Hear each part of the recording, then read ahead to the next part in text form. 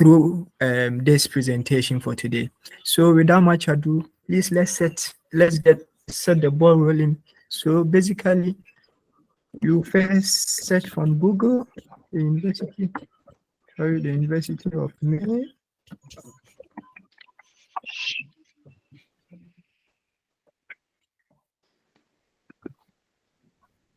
From there, so Ivan spoke of, so this is the University of Maine. Ivan spoke of the acceptance rate. So basically, this is where you can see that. So here it says the acceptance rate is 60. Sorry, 96% acceptance rate. So sometimes you can check this one too. But let's just so we have the school website, graduate programs. We have here majors and programs. So the majors and programs basically goes for those who are interested in undergraduate programs. So this is where you can identify your program. We have the University of Maine, about University of Maine. But most of the time we've had messages asking us how do we identify programs in the first place. So as a result of that, you will not go straight to graduate program, but you start from the school's website as a whole. So let's click on the University of Maine website.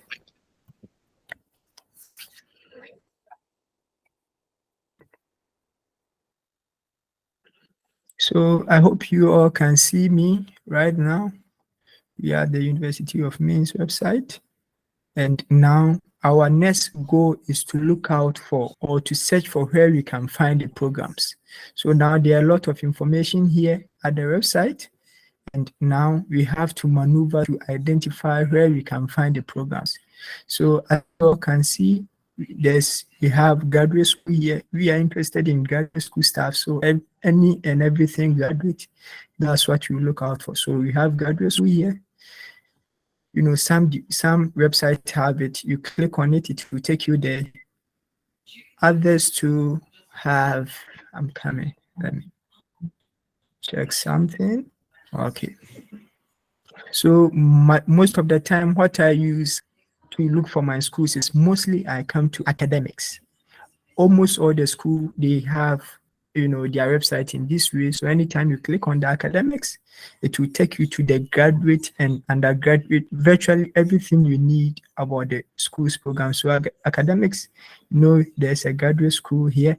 You click on the graduate school. Now we are on the graduate school website. So now everything we are going to see here applies to us. So we are now on the graduate school website.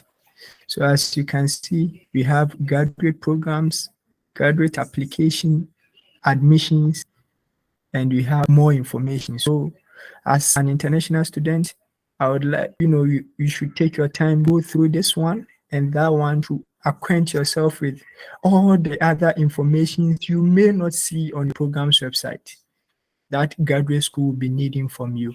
So now let's go to the programs.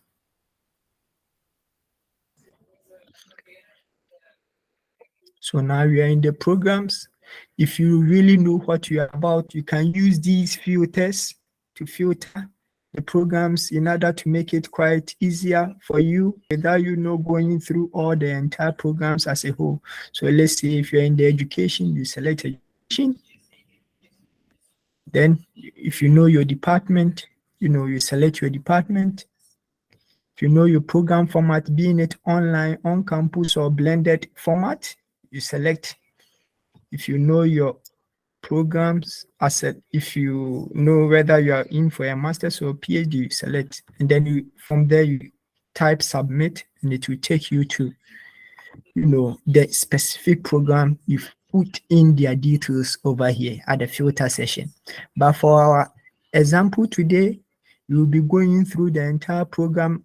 Like you'll be identifying. So today I'm using communication as a prototype or a case study. So you go through it to identify where we can find communication. So communication is C. So here we are. So this is communication. And as you can see, they offer a PhD and an MA program in communication. They again, it's an on-campus program. And then 15th January is the preferred deadline, or in other words, they call it priority deadline for submission of application materials in order to be considered for funding graduate assistantship. And there is some, it says rolling if space is available. So basically, when they say rolling if space is available, it basically means that if after the 15th January, they've not been able to receive the number of application they want, then those who submitted the application after 15th January may be considered for admission and assistantship. And then, do they require GRE, GMAT, or other additional application package document? They said none. So now let's go into the department website, where we are going to get information on all that we need regarding the application materials. Here we are currently at the department website, and as you can see, it's still loading. But so this is the department website, and basically this is an overview of information about the department. And as we all saw from the first page that we moved on to here, these are the things that the department do. So the department basically is a communication and journalism program that offers a master's and a PhD. So all that you need concerning your program, you can find it, a synopsis of it here. Hello, Ima. So, yes. Sorry to cut in, but let's say if I'm applying to a school and I come to a department website or the kind of program that I want to come to the US to pursue, and let's say I come to the department website as a beginner, what are some of the things that I am coming to look out for? Is it just coming there to find the apply session and just hit on apply and start putting in my documents, or what are the main things that I have to look out for the moment I hop onto a school's website, specifically the program of choice? Guys, as Ima is looking forward to sharing his screen, basically what we're trying to do is that most of the times we get people coming into our DMs asking us, how to go about applying to schools, how to look for graduate assistantships and all that. And it is really easy, but at times you just need one or two guide or one or two informations on how to go about these things, and it becomes so simple. So based on today's meeting, you'll be able to navigate on the school's website, search for graduate assistantship, search for where the faculties are, and you will be able to know where their emails or their research interest normally focuses on. And at the end of the day, the most important thing, like securing funding whenever you're applying to schools in the US, because I normally tell people that getting admission here in the US is very easy. For you to apply to a school and get admission, it is one of the things that you can just apply and sleep, like, the following weeks or months, you realize they can give you admission.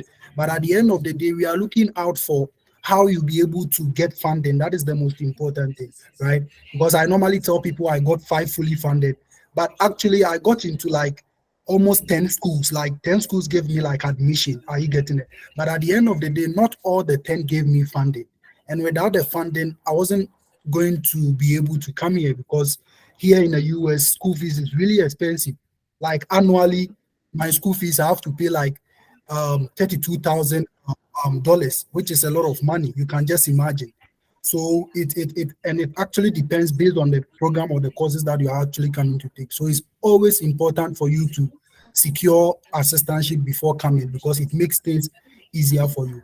So Ima, moving back to my question, I said, so if let's say I'm a beginner and I hop onto a school's website and I'm going to search for how to apply to that particular program, do I just go and search for the apply button and apply, or there are certain things that I have to look out for whenever I come to the school's department website? So thank you once again for your question.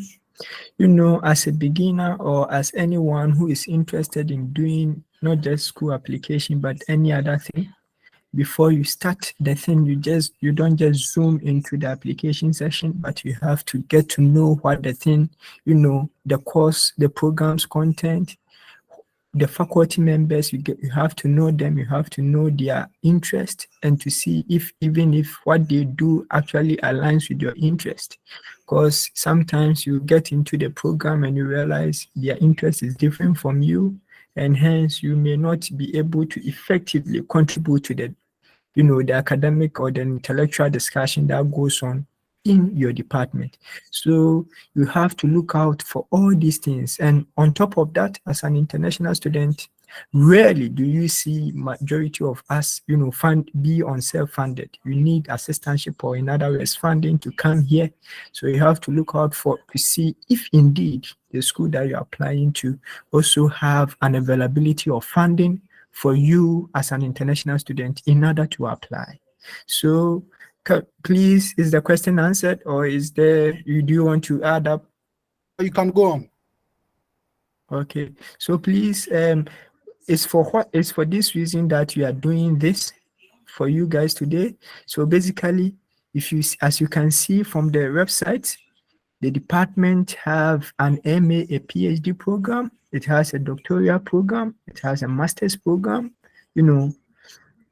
So as you can see from the program format, it's an on-campus program format. The application deadline is January 15th. And they've stated categorically that preferred date for assistantship consideration.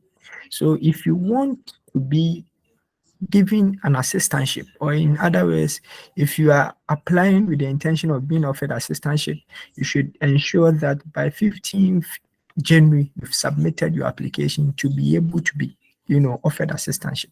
And in this case, sometimes people may ask, do they ask for GRE? Do you need a TOEFL? Do you need all these kind of documents? They said test requirement, none. So you don't need GRE, you don't need those test requirements. And I remember if you have been a constant member of this regular program, you've always spoke of graduate coordinator. And as you can see clearly, they said if you have any problem, if you have any issue, contact this person, who happens to be Ricard Laura. She is actually the graduate coordinator of the department. So if you have any issue, just she's the best person to contact, and she's willing to actually answer all your questions. So now let's get onto the program's website. So if you click on the communication, that's where you see the program's website. So let's click on the communication, and it will take us to the program's website. And from there, you can get to familiarize yourself with all that you need concerning the department's requirements.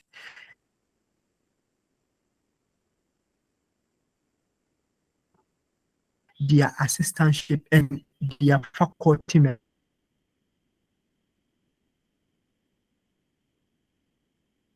members.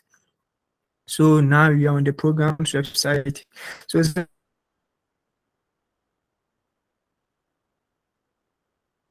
sometimes you may be wondering, as a beginner or as a first time, what is this for? Or where will I get what? Because the information here that you can, it can get you confused. So most often what I do is that first and foremost, I'll look out for the faculty members. So with the faculty members, I'll come this place to see if indeed there's a member here, there's a faculty here who have an interest in mine. So if you click on the faculty and stuff, it will give you all the faculty members they have at the department and their research interest, and to see if it aligns with yours, in order for you to also, cite them in your SOP, so that you can have a supervisor in that regard. So you click on them, I was saying, so we are currently at the department, the faculty and staff section. So this is where you can see the graduate coordinators.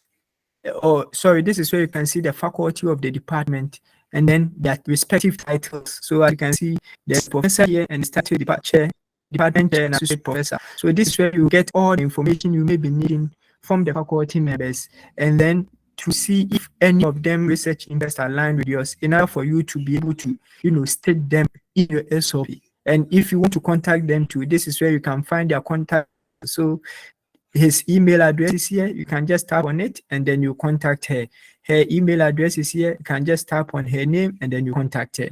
So as you can see, she happens to be the graduate coordinator. So it came with her name came together with the position she holds at the department. So you just have to contact her with regarding to all questions you have with the application process. So without much ado, let's come back once again. So now you know where you can find the faculty members. So mostly what I also do is that I always look for the frequently asked questions section where it will provide me with all the information I will be needing concerning, the application document and everything. So please, it's loading. So it will just take us there very soon, and then we have a look at how it also is like. So from there, anytime come here. So now let's come to graduate. Come to the graduate session.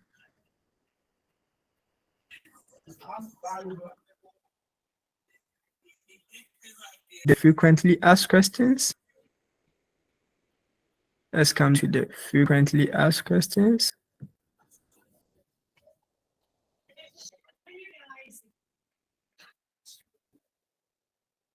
So we have frequently asked questions. They are actually categorized in 3 main sessions. And as you can see, they have the admission process. So yeah, you let me take over from you. So you can stop sharing your screen, then I take over. Okay. Let's see how it goes. Okay. Okay. Okay. Thank you, Ima. Thank you. So you can stop sharing. Yeah.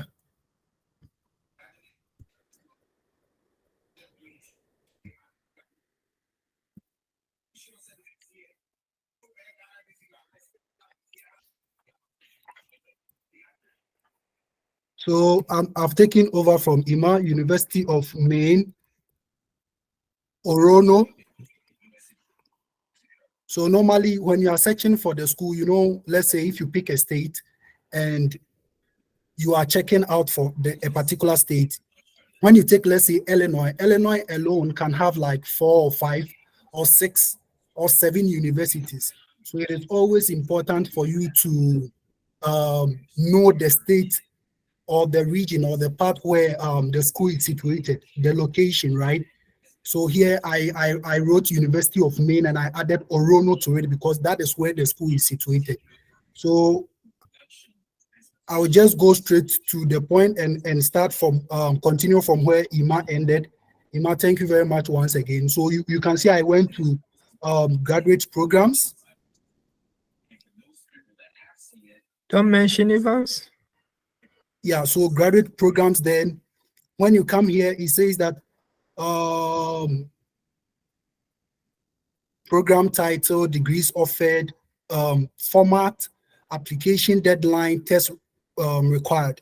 So you just come and check the kind of program that you want, right? So you might use communication. Let me continue with the communication so that it makes things very easy.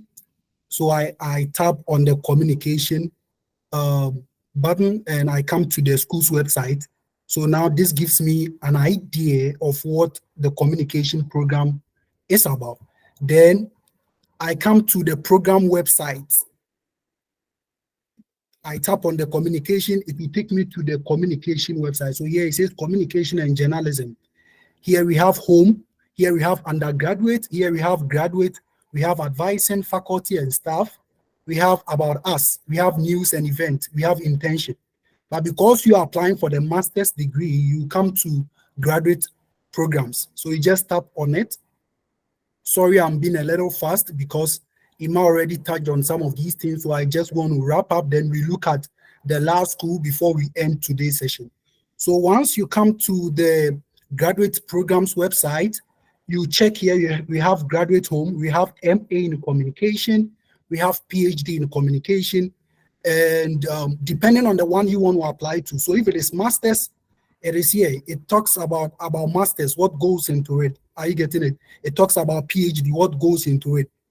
So to be on the safer side, we just go to the master's website. But before then, Ima was talking about graduate program frequently asked questions, which is very, very important. It's important because it actually gives you a fair idea of the kind of questions that people have asked over the years. So at times you'll be on a department website and you are contemplating on one or two requirements that they are asking from you.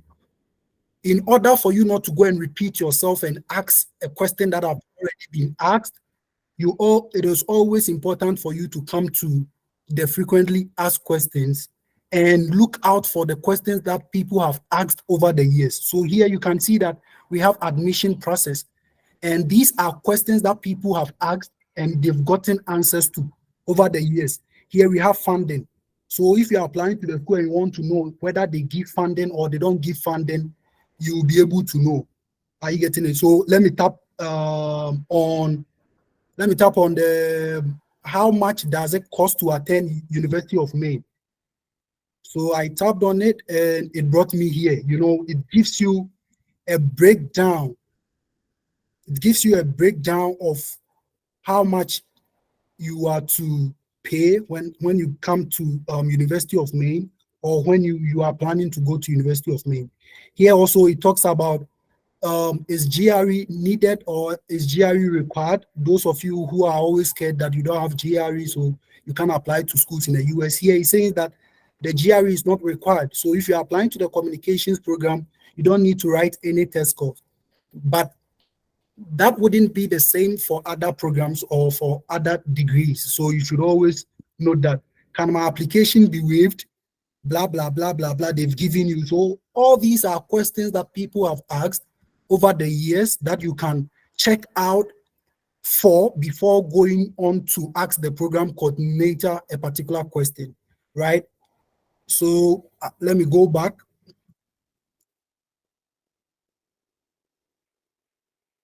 Now let me go back.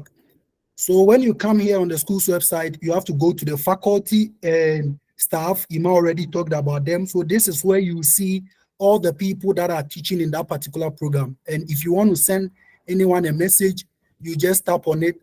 Look out for the particular program or research interest that they are into and send them a code email. If you want to also know, so these are the people. So these are faculty and staff. These are graduate students, instructors, faculty emeriti. So here, when you tap on graduate students, you also see the current graduate students in that program. So these are the current graduate students. When I say graduate students, it could be master students, it could be postdoc, it could be those offering their PhD and whatsoever. So you can just see their profiles here on the department website. At times, you can also reach out to them if, let's say, you want any form of assistant or, you know. So that is how you search for these people. Now, let me go on to the most important thing, like the graduate assistantship, how you'll be able to know if they actually fund their programs, right? So at times you can also play around with this tab keys like admissions. You look out for the things there. At times you come to campus life, academics, research, about us. All these are things that for the very first time you can just navigate your ways through and just look at how it actually works. So one, you know, I came here, quick links, right? The 3 lines here. So when you click on it, here you'll be able to know, it says career opportunities, right? Career opportunities. Let me click on the career opportunities. So this is one of the ways that you can actually look for funding when you come to a department website. So these are career opportunities in the school. I always tell people, it's not always you have to look out for funding opportunities in your program. You can also look out for funding opportunities in other areas. And you can always go to a school's website and go to their career services or career opportunities. here, and look out for certain positions that are on the department website and apply to them. So all these are links that when you apply, it will expose you to vacancies or places in the school that you can work outside your department. Are you getting it? Now here, let me go to benefits. So benefits at the University of Maine. So health insurance, vision insurance, life insurance. So this is just talking about some of the benefits that you'll be able to get when you apply to particular programs in their school. So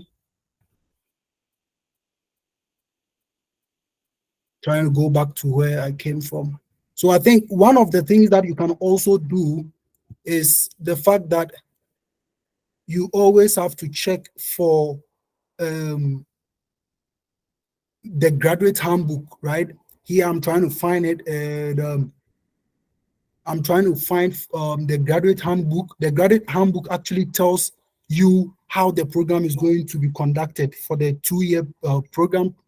And if you're a master's student, maybe for the 4 years or the 5 years, it's actually going to tell you how the program is actually structured, right?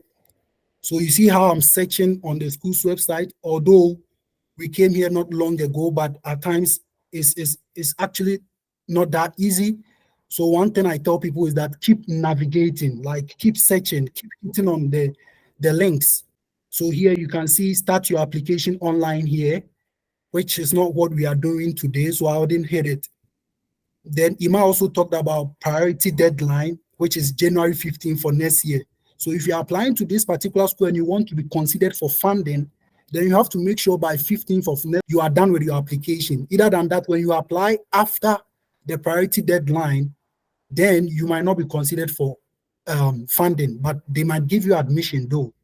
And yeah, so admission process, you come here and you look out for the kind of things that they want from you, the requirement. Are you getting it? So MA program requirement.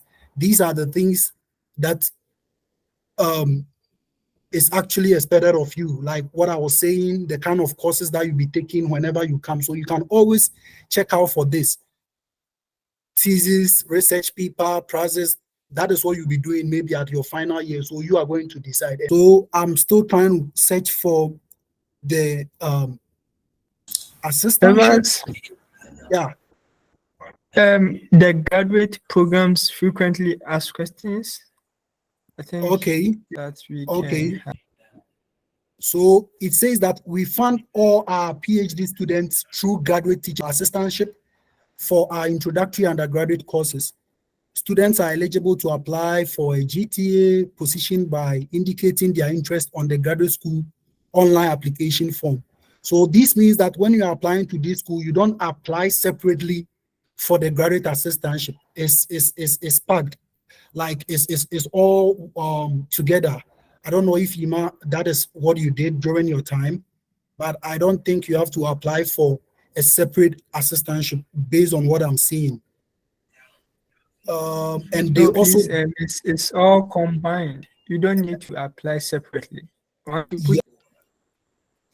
Yeah, so let me just read 2 lines here and I just go on to another school and we will navigate on that school. So here it says that while we are often able to fund MA students, master students with GTAs, we give priority to our PhD students.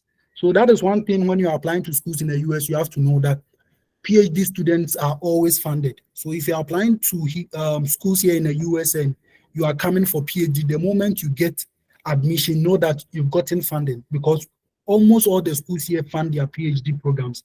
But for masters, they don't give like funding to all master students. So at times they just set targets for the number of students that they will be giving funding to. And maybe it can be 10, it can be 6, it can be 7, depending on the vacancies available, right? And at times too, they consider people in the school who are already in the school, like, before they try to give this opportunity to international students. That is why at times it makes it very competitive. But that shouldn't also stop you from applying to the school So it says that GTA includes a 9-month stipend, tuition remission for full-time status, and half the cost of the university health insurance premium. So here it means that you'll be funded for your 1-year program, and based on how good you are going to perform, they will renew it for you for the second time if you're a master student. But if you're a PhD student, it also like the same. They will fund you for the 4 years or the 5 years, depending on how good your academic standing is. So it also tells you that you have to learn and you have to perform. And it gives you like tuition waiver. So you're not going to pay school fees, and half of your health insurance is going to be catered for. So that is how you can search for some of these things, you know. Let me try and go to another school's website. Let's do that one, then we'll end the session for today. So Alabama State University.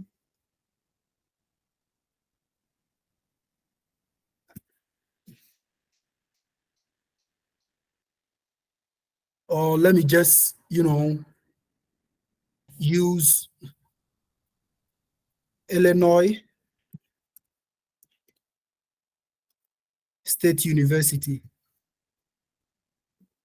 So Illinois State University, that's the university I want to apply to. Now, when you type it on Google, you have to check this site. It says 92% acceptance rate. So the moment you see that, it should tell you that the probability for you to be accepted into that school is very high, 92 acceptance rate. But I always tell people that that is not a guarantee, because at times they will tell you 92% acceptance rate and you apply and you still don't get admission nor funding. And maybe you go to a school's website, let's say I go to South Carolina State University. No, North Carolina instead. North Carolina State University. So you see, for this school's website, it says that the acceptance rate, you can check where my cursor is, right? It says acceptance rate is 47. 47. So maybe someone will see 47 and 92, and the person will be like, okay, I'll apply to the 92. I'll just get rid of the 47, because the 47, the probability that I'll be accepted into that particular school is very minimal, right? It depends. What I tell people is that when you have waiver, when you have the money you want to pay for the schools, at times you can just get rid of that and still apply to the school. So you come here, you can tap here on this first link, or you can just go straight ahead to graduate admissions. And I say graduate because you are applying for a master's or a PhD. If you are here and you are also applying for undergraduate, then basically you go for undergraduate program. So masters, you see accountancy, agriculture, agribusiness, anthropology. So that's how you'll be searching for the school. So let's say here, anytime you see something like partially online, you can just forget about it, because I know most of us here want to come like in person. So you always have to go for the ones that are done in person. So let me choose a different program. Let me choose applied community and economic development. So economics, right? So I come here, it gives me an overview of what the program is like. Then you see this box, like it has 4 sections here. It talks about meet our faculty. So here, the moment you see faculty, it is actually talking about the lecturers or the professors. I know Ghana, we say lecturers. Here they say faculty, right? So you just tap on it and it will take you to the list of faculty members that you can send code emails to. Then we have graduate student admissions. Graduate student admissions. Before I go there, let's scroll down.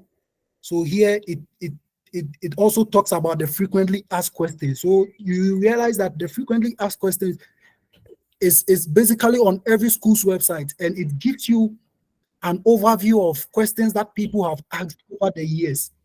Are you getting it? So it always helps you not to go and ask this professor's license or repetitive questions, questions that have been asked over the years. So this is the graduate advisor, Dr. Timothy Harris. So this is the number.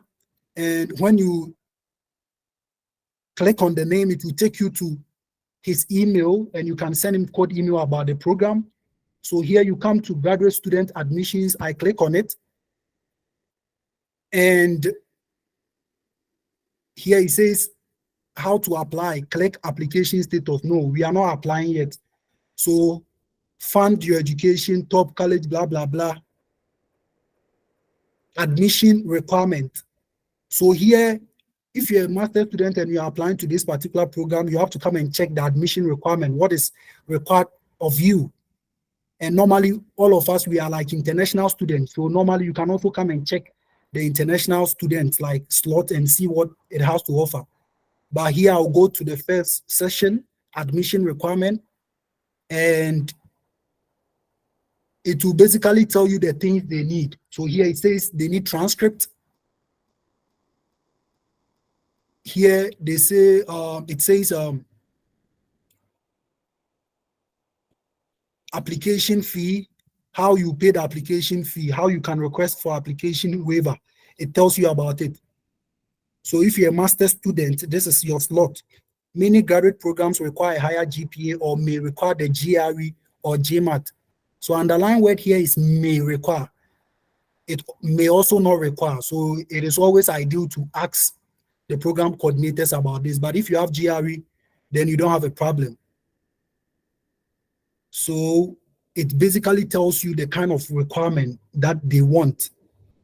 And this is types of admission: unconditional, probationary, conditional admission. You can check out for all these things.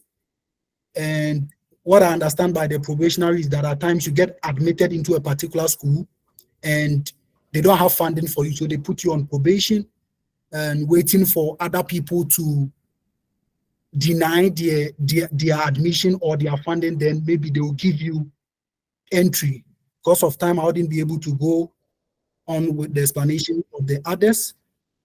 So basically, that is what you look out for. So let's go to the frequently asked questions and look out for the funding. So here you can see financial aid and cost.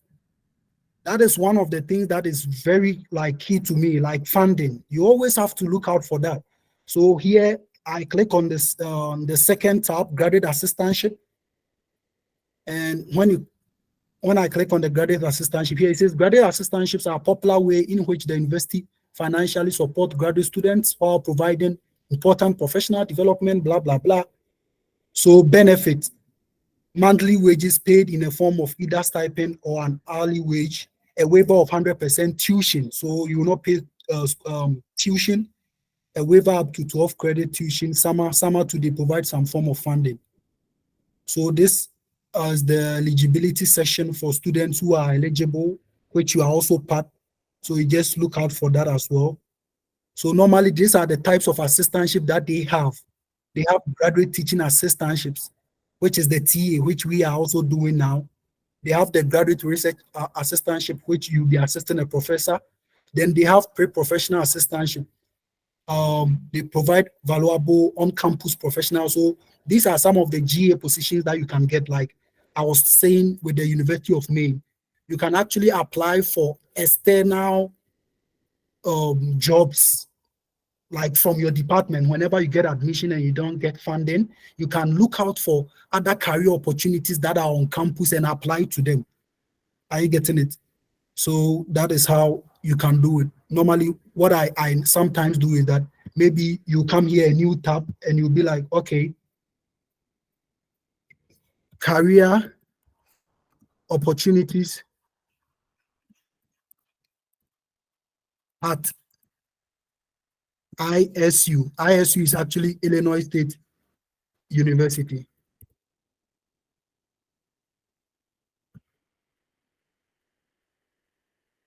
So it didn't give me the specific thing that I want. So I'll rephrase my my search.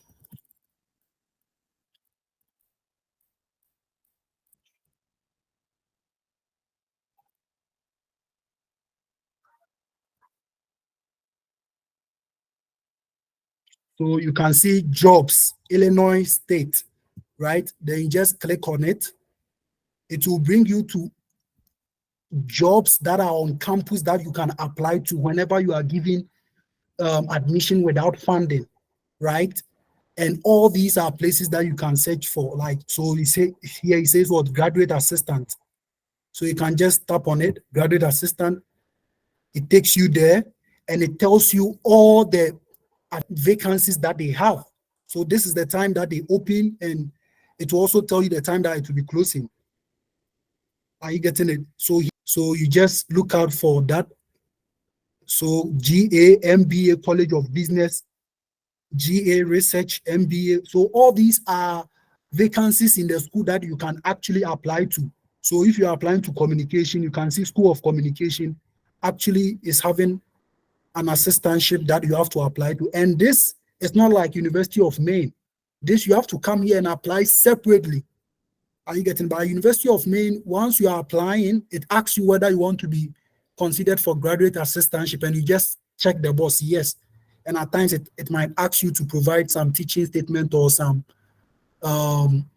proof that you can actually work. But this is also another school that wouldn't request for that. Here you have to come to a separate section and apply for separate assistantship. So you should always, be searching and navigating on the school's website for these things. So you see what I search for, job, you can check here. So job search, Illinois State University. You can type in the same thing for the school that you are applying to. It doesn't matter. It will take you to the school's website and show you the vacancies that they have for the graduate assistantship. Thank you very much. That will be all for today. I think I'll just give room for any questions. If you have any questions or doubt, you can ask. Then we can close today's section. Okay, so Evans, you can hear me? Yeah, I can hear you. Okay, so I was asking that you see, you are talking about graduate assistantship and jobs that can be found at the school's portal and stuff. You see, mine is, I don't like teaching. So what do I do about it? Because as for teaching, even though teaching isn't part of me because I don't like it at all. So with my interest, how am I going to get funding if, let's say, there is a school who is asking for who wants this, who wants me to come and then do the graduate assistantship that I also don't like. So what do I do in this case? Yeah, that is a very good question. You want to take that? Yes, please. I don't mind taking it, Evans. Yeah. Can I? Okay, so David, before I even answer you, please, what program do you study? Okay, please. I studied business administration and specialized in procurement and supply chain management. Okay, so most often with the funding, it comes in three folds. So we have graduate assistantship, we have graduate teaching assistantship, and then we have on-campus job, like the normal stuff. So with the graduate, we have graduate research assistantship too. So with the graduate research assistantship, you are basically, you'll be working in tandem with the faculty members. So you work with a faculty member on assistantship, and mostly this go for those who are in the STEM. So a faculty member have won, a research grant that he would be needing a lot more hands to assist him in working on that. He can recruit graduate students to work together with him whilst he pay off their school fees and give them monthly stipend from out of the grant. So mostly the graduate research assistantship, even though you can find some of us who are in the humanities also getting graduate research assistants, like those who in the economics and other fields, but mostly it can be found in the STEM field. We have the GA2, the graduate assistantship. So the graduate assistantship are basically those who work in the administrative positions in the school. So it depends on the program you are applying to and the faculty members you'll be applying to. So you can communicate to you first and foremost, I think the simplest way you can do that is whilst you apply to the school, you can be doing what Evans taught us, looking for career opportunities on campus. So if you get such opportunities, it comes in the form of a graduate assistantship where you'll be doing administrative works and, they'll be paying you in that regard. And if still don't like the teaching, sometimes if you come onto campus and there are some faculty members who are reasonable enough, you can speak to them and then they might find a role for you at the department without you teaching. So basically, for instance, in my department, we have a guy who was offered a teaching assistantship, but later when he came here, he had got experience in videography, video editing, and those things. So now he's no more teaching, but rather handling the media affairs of the department. But he came in as a teaching assistant, but he's not teaching. He handles everything. So like when Evans went onto our website, the department website, where you could see the graduate students over, he did literally all those things. So he is handling that thing. So if you have some skills that the department think is beneficial to them as a department, they can, forgo you teaching and then you bring your skill on board and contribute to the betterment of the department. So it all depends on the skills you have, the things you can do and how it will serve the department, best. And you can leverage on that one to clear off away the teaching. Please, have I been able to answer your questions very well, Sifa? Yes, you have. Yeah, I think Yes, you have. Sefa, Thank you very much. that is very You're welcome.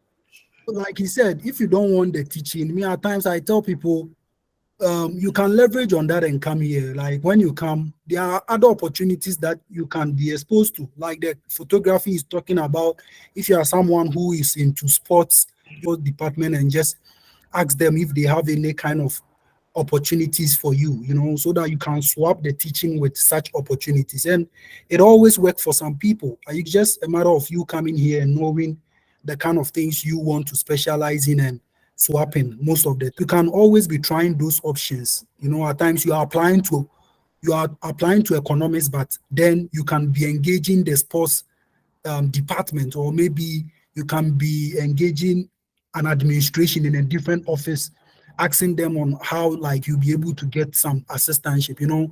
This thing, like I always say, it's not that easy. It's a bit tedious, but you just have to give it your time and be navigating and be asking questions. Just put yourself out there. The moment you do that, it exposes you to a lot of opportunities and privileges that you might never be, let's say, exposed to. So that is what I can say. So don't let the teaching scare you. If you are not into the teaching, there are still other ways that you can hop on and just leverage on that and come here. Yeah, if you want to talk, I think you can just unmute yourself and start talking. Okay, so Okay, can you hear me now, please? yeah, good, loud and clear. You can continue. Okay, all right. So I wanted to find out, is having a transcript evaluation increase your chance of getting admission and funding? Does it really matter? Yeah, if you Mona. go to school? Yeah, Vera, please, are you done? Yes, I'm done. So Okay. So with this question, so I'll say like at first, it depends on the school. So there are some schools that like demands your transcript to be evaluated. So it depends. So like you need to find out from the websites. So it should be written like your website, your transcripts should be evaluated by West. Yeah. So if like it's written as such on the websites, then like you need to get your transcript evaluated. But there are some schools who just write unofficial transcripts. Like they don't write anything as such that you should make your transcript to be evaluated by West. So it depends. So it depends like on school. So if it's written for a transcript to be evaluated by West, like you need to do it, and like it doesn't have anything in relation to getting like an upper, getting admission or funding. So it depends on what's like the school have written on their admission requirements. Yeah. Yeah, thank you. Okay, thank you. Yeah, Ima, you want to add something to what Danny said? Okay, what I want to add to what Danny said basically is sometimes it depends on the individual's class or GPA. So if you have a lower GPA and you do rest, it provide you some level of advantage in terms of getting admission in the first place. But if you have a good GPA, let's say an upper or first class or better, I think you don't need a rest evaluation if the school is not requesting from you. Yeah, that is very true. I think West is not only West, we also have NACE, NACEES or something. Yeah. And there are people that have first class and still evaluate their transcript. So normally it actually depends on the individual, like they are saying, and all what they said is actually very true. It also depends on the school that you are applying to, because if you have first class or second class upper and the school requires you to make West evaluation, you have no option than to go and make it, because that is what they want. Are you getting it? So you can't skip that. But if the school is not asking for it, you can just proceed and apply with your first class or second class. But then if you have lower or third class, then I think it will also be very ideal for you to do the West evaluation, because it will push your grades a bit so high, because what West evaluation is actually interested in is picking your best grade and evaluating it. So normally it pushes people, but it's not also always the case. But that is the good thing about the West evaluation. Yeah, any other question? Frederick, you want to say something? Frederick.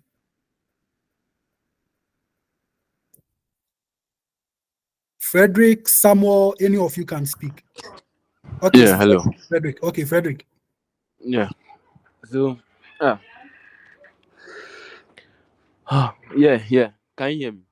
Yeah, Frederick, I can hear you loud and clear. Please move Hello. on. Yeah, Frederick, you can move on. Hello. Frederick, I can hear you. You can speak now. Hello, Frederick. Okay, so Samuel, you can come in. I think Frederick can hear me.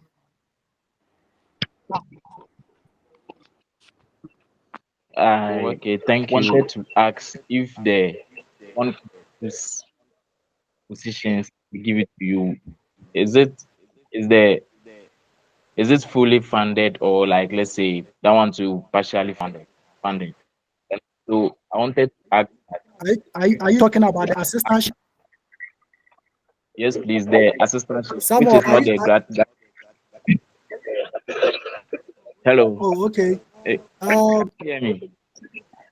I wanted Yeah, I to can hear ask you. that, you see that the graduate teaching assistantship, that one they'll give you a percentage, whether maybe 70 or maybe, but the on-campus jobs, I wanted to know if that one is also the same, and also the evaluations. If the school asks you for evaluation, will they ask you to pay something, or it's free? Ima That's what Daniel, I any wanted of you to can ask. pick the question and okay, thank you. Ima Daniel, any of you can pick the question and answer.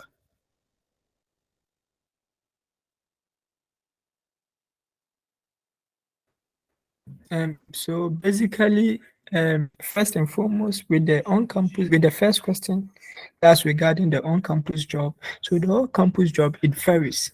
So let's say you've gotten an on-campus job from a department. So let's say I'm a communication studies student and I've gotten an on-campus job from, say, mathematics department, where I'll be handling their staffs. They will pay me as a graduate assistant where to take care of my tuition, to provide me with a monthly stipend. But if you get an on-campus job, maybe at, say, school canteen or cafeteria, that one, the only thing that is going to give you is a stipend, or is going to pay you a monthly salary. You get it? So that one is just, it wouldn't take care of your school fees. But if you get it within the let's say research center, those things, those places, that one, it will take care of your school fees, as well as your what do you call it? It will provide you a monthly stipend, because that one, it falls down under the categories of graduate assistantship, and it comes with all the conditions that graduate assistants are entitled to. And with regards to the evaluation, for the evaluation, the schools, it varies, but the common thread is that most of the schools that request for evaluation would ask you to independently evaluate your transcript and send it to them. So all the cost that comes with it, you are going to bear it. But there are some few other schools too that they will say instead of paying like $70 application fee, pay 100, and the 30 will be used as transcript evaluation in their internal admission office. So these are the distinctions, but majority of them will ask you to evaluate it independently, bear the cost afterwards, send it to them, and then they will use it for the admission process. I don't know if Danny would add something to it. Ima, can I ask you a question? Yes, please, I'm listening. So supposing I evaluate my transcript for a particular school, can I use the same transcript to apply to let's say different schools? So now if you do the evaluation, once we've done the evaluation, let's say you've done an evaluation with West, that evaluated transcript can be used for any application that you'll be doing that require of you to submit an evaluated transcript. You don't need to do any other evaluation. So you kind of say, now I've done all my schooling, I'm not going to apply to any schools again. If, say, in the next 15 years and you still want to apply to schools, you can use that evaluated transcript to still apply if the school is requesting from you an evaluated transcript. Okay, thank you very much. I think with that, even some people, when they're applying to some schools and they don't ask them for the evaluated transcript, once they've done it, they try to add it at the section of the, let's say, portfolio or other documents. Some people still add it, so that is also one strategy that people always employ. And it's kind of very expensive too, but not really very expensive. But if you really want to do it, you just have to check with the Western evaluation standard. That is the West, or the world evaluation standard, sorry. And it's actually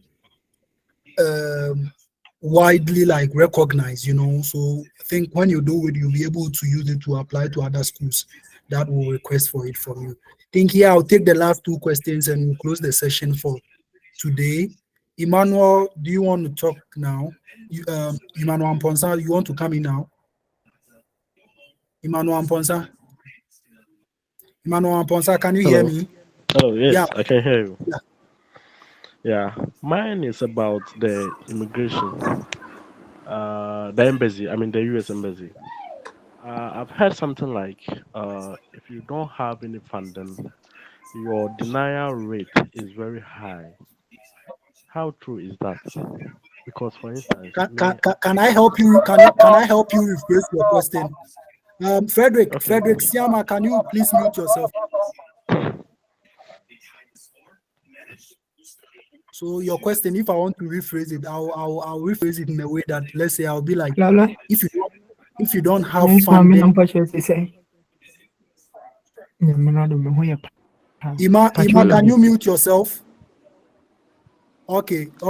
So, Emmanuel Amponsa, if I want to reframe your question, what I can say is that if you don't have funding and you are going to the U.S. embassy, right, and you don't have the right words or a convincing story, that is when we can have like a discussion. I'm trying to rephrase what you said, but I'm just not getting the right questions to put what, like you said. No problem, And the reason why I'm saying that is because I got a friend who came here this year, and his deficit was $52,000, but he went to the embassy and he was approved. Okay. Because of how he spoke or how he told himself. So, like Emmanuel, you can never guarantee what happens at the embassy. It's a whole story we can talk about on a different day. But one thing that you have to know is that it is very good to go there with funding, because my friends and I, all of us were like 6 and we came to US this year, and almost all of us had good funding. So I quite remember when I went to the embassy, I was asked only one question. And the moment she saw that I have funding, she just said, your visa has been approved. And Emmanuel can also testify. Emmanuel Drew can also testify.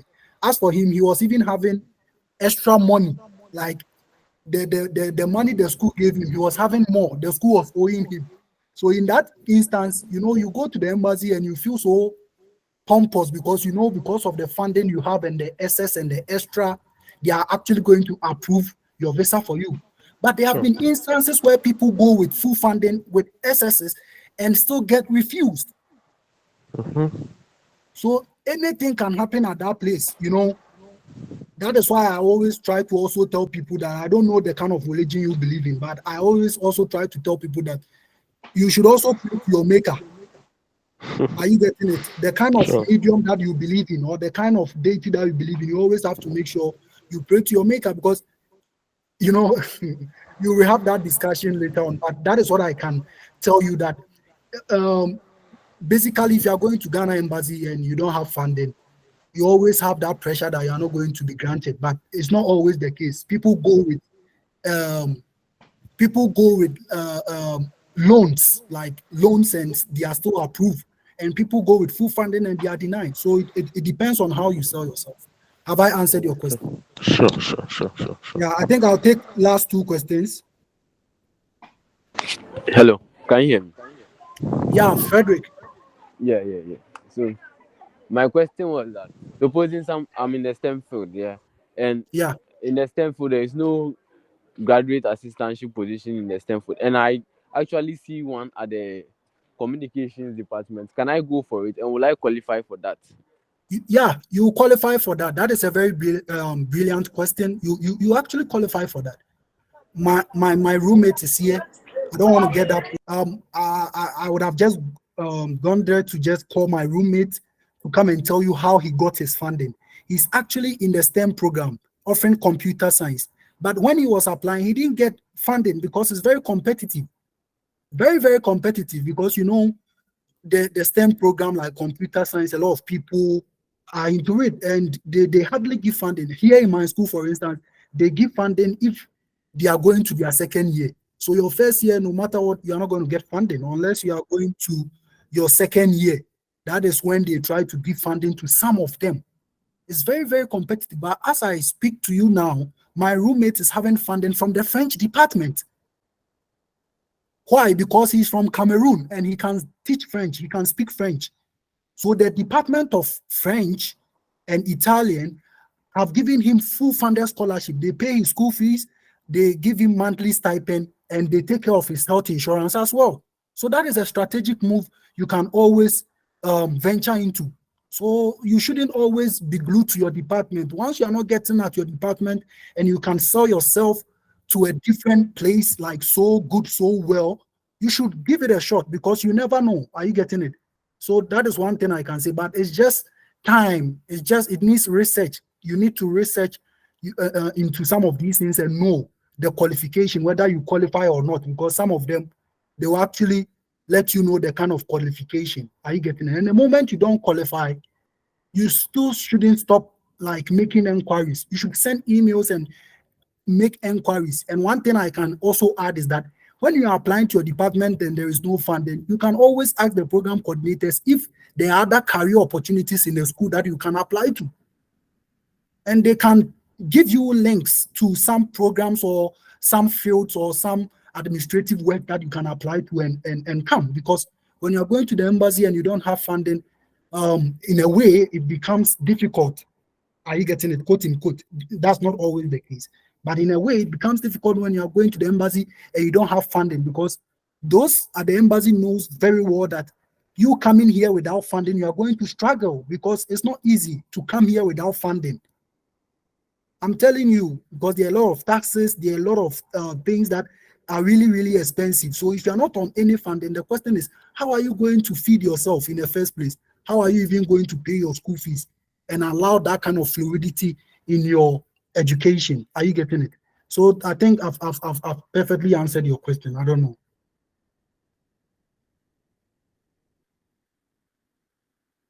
Yeah, so I'm saying last two questions, but it seems I still have more. So any other questions before we end today's section? I think we've already spent 1 hour on today's session. And I will entreat you guys to follow the guest speakers. That is Hello. myself. Yeah, Francis, Hello. you have the floor. You can ask your question. Okay, thank you. Mine is not a question but a concern. It was unfortunate I joined the meeting very late, so I will be very grateful if I can get the link to the recording. I realize that the meeting is being recorded. Yeah, okay, so that is actually what I was even going to talk about. You should follow me on all my platforms, Evans Asante Japan, LinkedIn. You should also follow Emmanuel Odro. We have Daniel Kisisomwa. You should follow all of us, and I'll share the link to them. So they'll be posting on their social media platform. I'll post it on my Twitter account. So if you're not following me on Twitter, you can check my handle, Raboni at 123 on Twitter. I'll post the link there or the video so that you can have access to it. And you can also send me a message on LinkedIn, Evans Asante Japan, and I'll get you the link for the recording. Yeah, thank you very much for the opportunity, Evans. I'd like to encourage you guys that like this is very possible. Like it may seem as like a form of time wasting, it may seem as like a stress or something, but like at the end, like it will yield like good fruits, and getting like funding and traveling to the US is like I would say is like the best thing that has happened to me, and it's a great achievement for my life. So I'll encourage you guys that like this thing is possible. When I started, I was like you guys, hearing from my seniors who had already traveled, telling me like their stories. Like I passed through the same thing, and because of like the determination and like, perseverance, it has led me here. So I'd like to encourage you guys that you guys should keep on and keep working hard, and God will continue to help you guys. Thank you.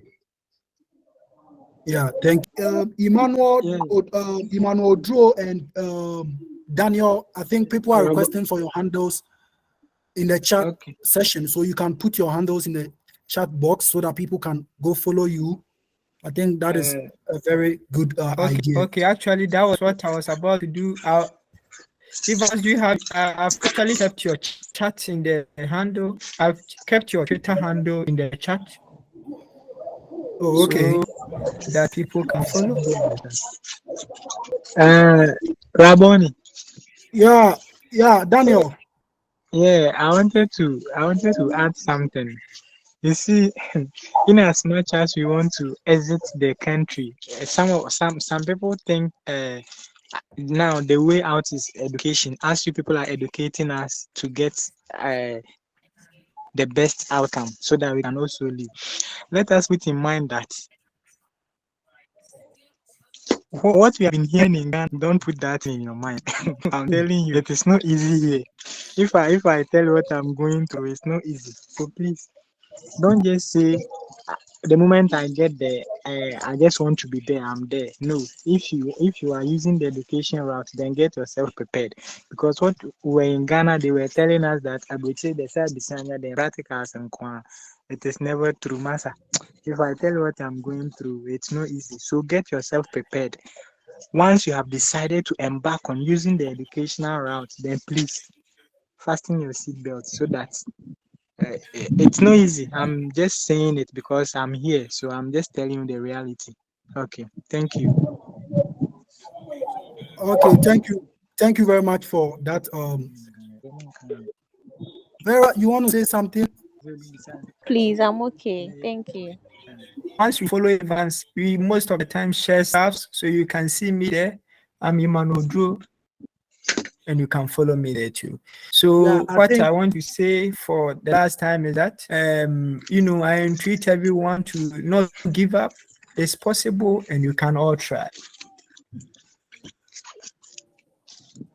Okay, thank you guys for coming. What I always share, I will give you some nuggets to take away with you. What I always tell people is that I use Alabama University because I wanted to use Alabama University because they are currently giving free application waiver. So as it stands, when you apply to Alabama University, you are not going to pay any application fees. So make sure you take advantage. Are you getting it? Alabama State University has waived the application fee, so you can apply freely without paying anything. There are a couple of schools that will health education and higher education. I'm saying it's just direct to the field. There are other schools that we will be sharing on our Twitter handle. So as you endeavor to follow us, we will be giving you certain codes for you to use in applying to some of these schools without paying. I actually applied to 13 schools and I paid for just all the rest. I didn't pay for shishi. And here I am in this particular school enjoying myself without paying application fee. So you can always take advantage of the application fee waivers and few weeks and apply to schools without having to waste a lot of money. Thank you guys for coming and keep on keeping on. Don't stop. Keep applying, keep pushing. Priority deadline for most of this December.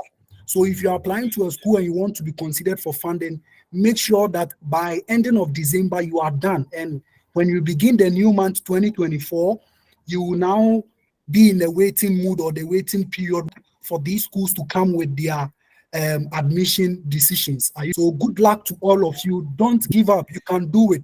Apply to as many as you can. Keep on process for the recommendations that you want. And at the end of the day, you will be able to also come here and pursue your master's or your PhD. And thank you very much. We'll be bringing other sessions. So keep on following us and we'll keep on updating you guys. Thank you very much and have a nice day. Bye. Thank you too. Bye.